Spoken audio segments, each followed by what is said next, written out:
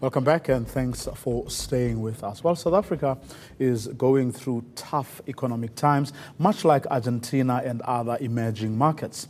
The manufacturing sector has been particularly hard hit. Factories have closed down and workers have been retrenched over the years. And now it's under threat by America's import tariffs. What realistically can be done? Today we talk to Simon Eppel from the South African Clothing Textile Workers, who joins us from our Cape Town studios. But here I also have designer Gert-Johan Coetzee as well as economist Vivian Atud. You're welcome to join the conversation, you, the viewer, that is. Our lines are open at 011 759 6340, 011 759 6340, or you can tweet us using the hashtag #TonightWithJaneDutton.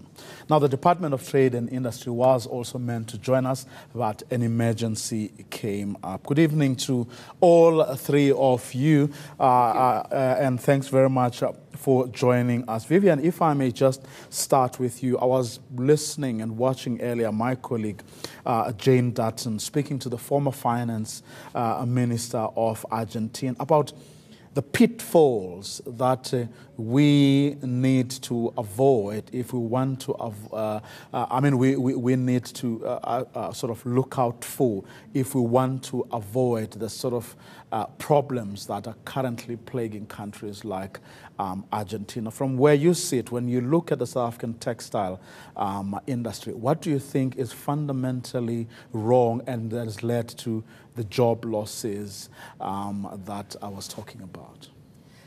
Thanks, Vuyo. I think that when we look at the whole concept of globalization, which means really integrating nations, whether through trade or culture and politics and other aspects, and the fundamental proponents of globalization have always made the argument of the fact that if we have a free world economy, everyone will be better off.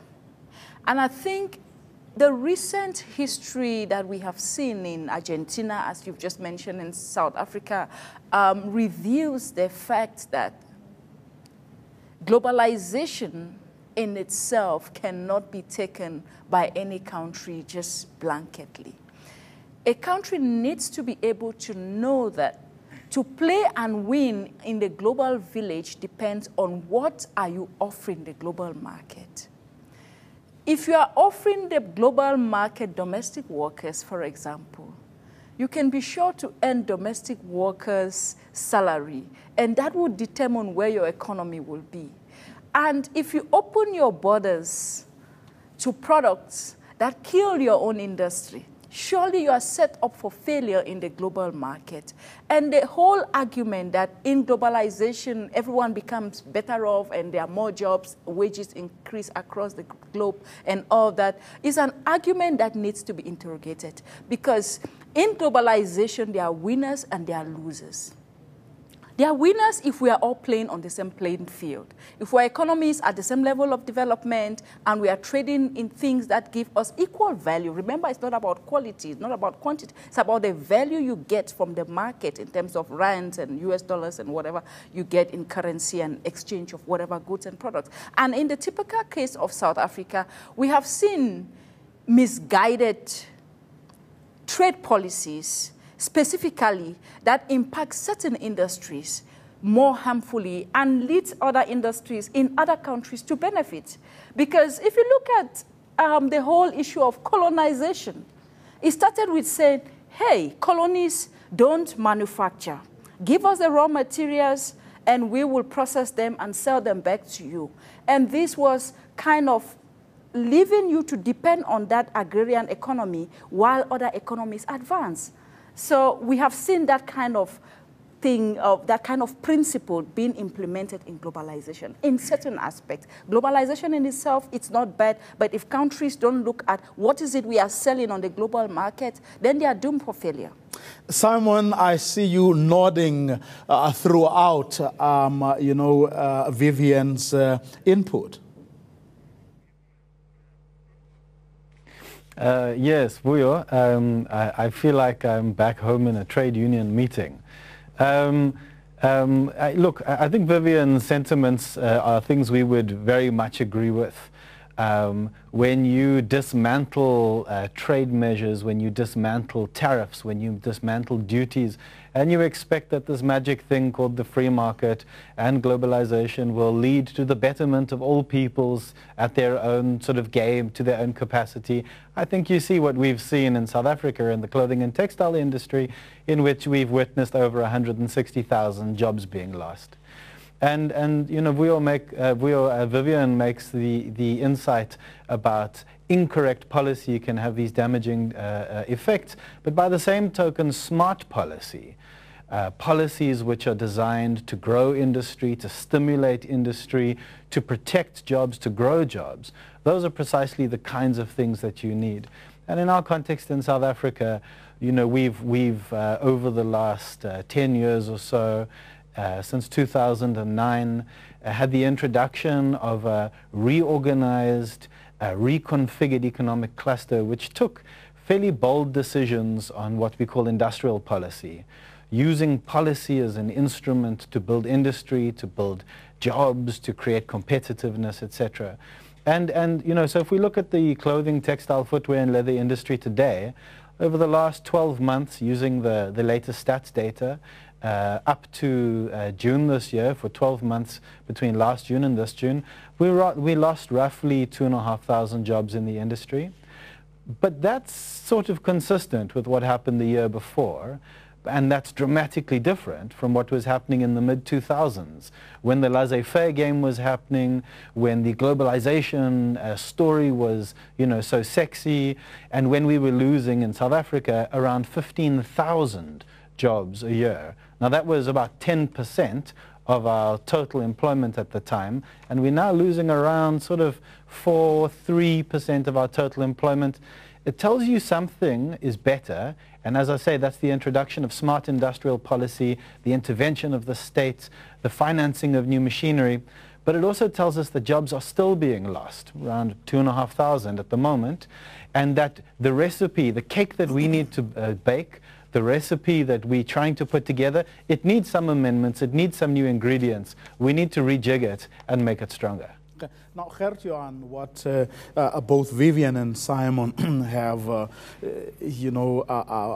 captured so eloquently may well be a reality, the reality that we're faced with, but it's no reason, of course, to sit back and say it is what it is.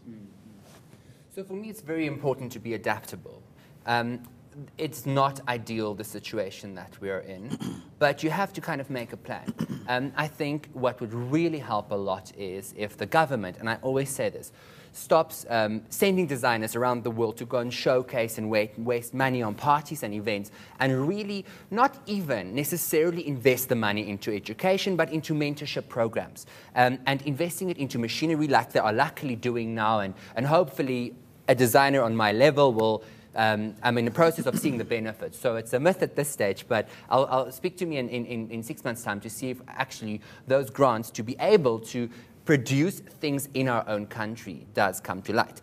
It's wonderful, the talent in South Africa, and I'm a big believer in that. We absolutely have the talent, but we do not have the mentorship programs in place and the chutzpah to really want to go out there and make a difference in the whole fashion atmosphere. I think if we just get a couple of designers that gets heavily invested in by somebody like the government or a private sector or even just yourself, like that is the case for me, where you kind of know, don't bargain on what the government does and doesn't do and what goes on in the economy. It's really about trading and trying to make ends meet for yourself. I think that for me would be on my side of the scale as a fashion designer that actually supplies a couple of retail stores and employs about 30 people, and then also all the outsourced factories we use. That would really help us on inner level to just make sure that we can keep those jobs and make a beautiful product in South Africa. Because also the thing is, we can be as wonderful as we want and we can have all the support and be able to export, but at the end of the day, if the product isn't a beautiful, world-class product, it's going nowhere. If you are not selling a beautiful product, it's pointless. Okay, let's take some calls now. We have Frank from Soweto. I believe, Frank, you have some input, a question or a comment? Yes, sir. Hello? Please go ahead. Yes, I just want to know, when you go around Johannesburg, especially in the CDB, you find out that there are people who are selling clothes which were meant for charities, and people are flocking there, buying them, not going to shops where new clothes are sold. Is there any effect in terms of the textile industry losing jobs? Okay, Simon, do you want to take that? Yeah, absolutely, Vuyo. So I mean, that's a spot-on question. What's being witnessed in central Johannesburg and in many, many other parts of the country, when you witness goods being sold on the side of the street, often in informal traders, sometimes even in more established buildings throughout small towns in the country, you will find that a lot of the time those products haven't come into South Africa legally. Very, very often they've been smuggled into the country. In fact, a very large proportion of the total clothing and textiles and footwear that enter South Africa are actually smuggled in some form. And by smuggling, I mean, either the full duty isn't paid, the full tariff and tax isn't paid, or a portion of it. So these goods get brought into the country, artificially deflated in price. They then get hawked and sold throughout the country. The effect is job losses in South Africa. So every blanket that you buy is causing a job loss in Atlantis or some part of Johannesburg. Every item of boys' shorts that you may buy, every item of jeans that you're buying in an informal trader, by and large, those are most probably smuggled, or very often smuggled, and those are causing job losses. It's an enormous problem, not simply to workers, including workers who live in Soweto, but it's also a problem for the rest of the country, because when those goods are smuggled into the country, there's no duty paid, there's no tax paid, and so SARS loses over 2 billion rand a year in taxes on smuggled clothing from China alone. I'm not including other countries. And that 2 billion rand is a lot of money. That's precisely what SARS needs at the moment with its shortfall. It's precisely what our public expenses need, what our social programs need. It's what our economy needs, that 2 billion rand and the many, many other billions which are not being paid from goods entering the country illegally. Vivian, speaking of China, because it's not only smuggled goods, the smuggled goods that Simon was talking about, it's also cheap imports from China, and China increasingly playing a significant role in our economy as part of BRICS. They are now one of the most important trading partners. Yes, thanks, Vuyo. I said before, there are three fundamental principles for any country that wants to succeed in globalization. Number one is economies of scale. China has gotten this right. They've gotten the ability to reduce the unit cost of production and to produce en masse, which means if we are able to dominate the whole world in supplying good A or good B, the unit cost becomes so less in a way that the cost that you will get it at the retail will become very less. So that makes it entry barriers for other countries that have weak manufacturing capability. The next point that China is getting right is innovation and technology. The ability to be creative and come up with creative ways of solving ordinary problems that citizens all over the world want. And they are getting this so right. And I think that the other point is about culture. We see China now dominating in Africa, teaching their language, their culture, trying to integrate, because they want to get access to the market. And I think for South Africa, you need to ask yourself and say, which are my fragile industries that can be destroyed if we give blanket access? Because the DTI has different types of trade agreements with different countries, including China.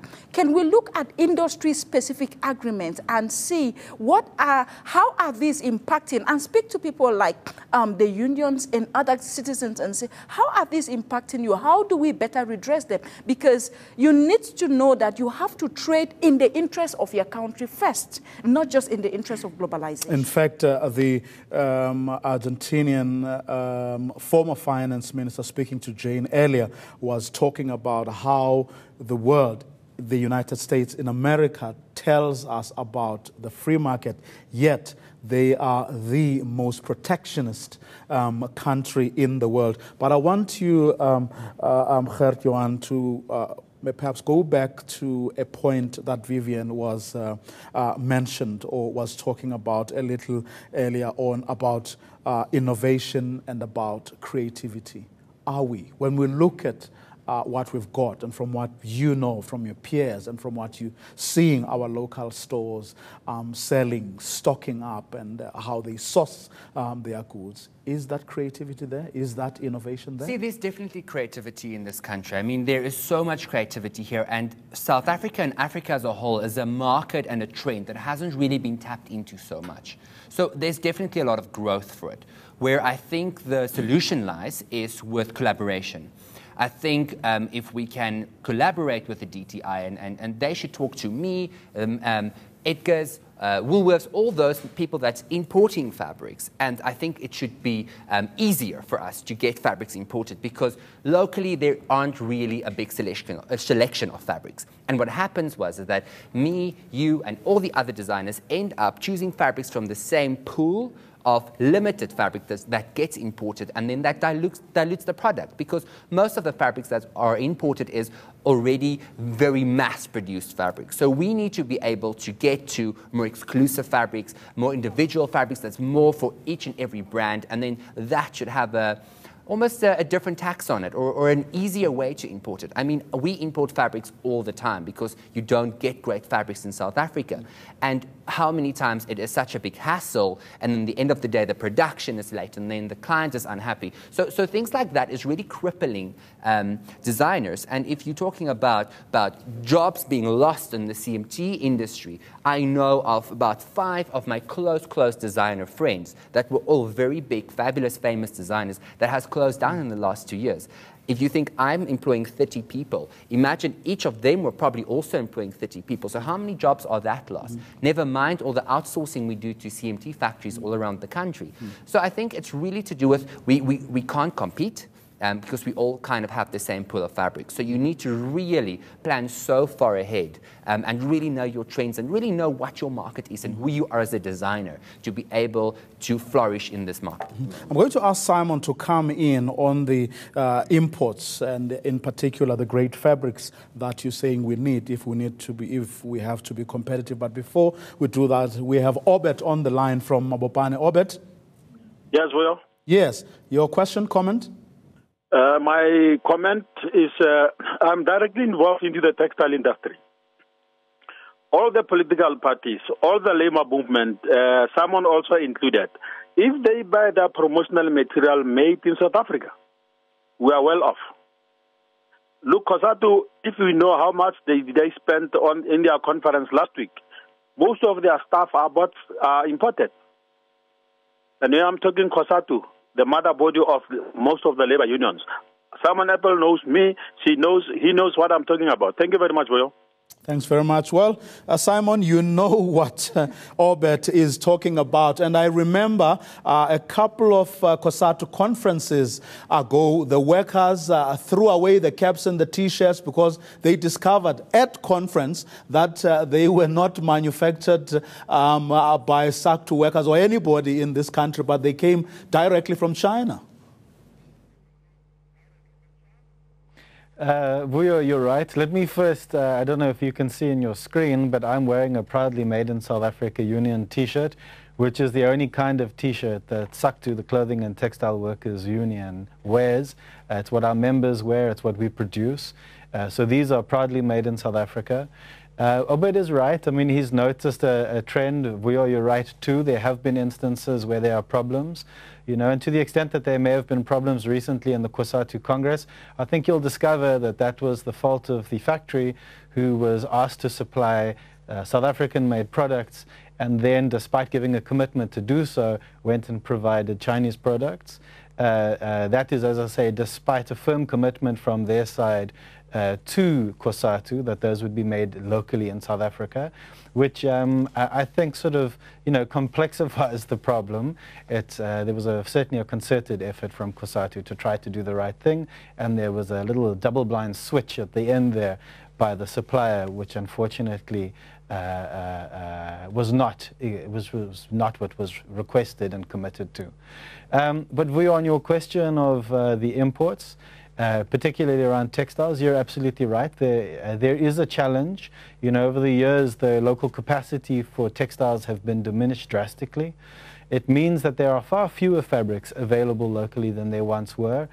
And we are presently in discussions as the industry, both from the side of SACTU, the trade union, the employer bodies, factories, the retailers, the major retailers in the country, the DTI.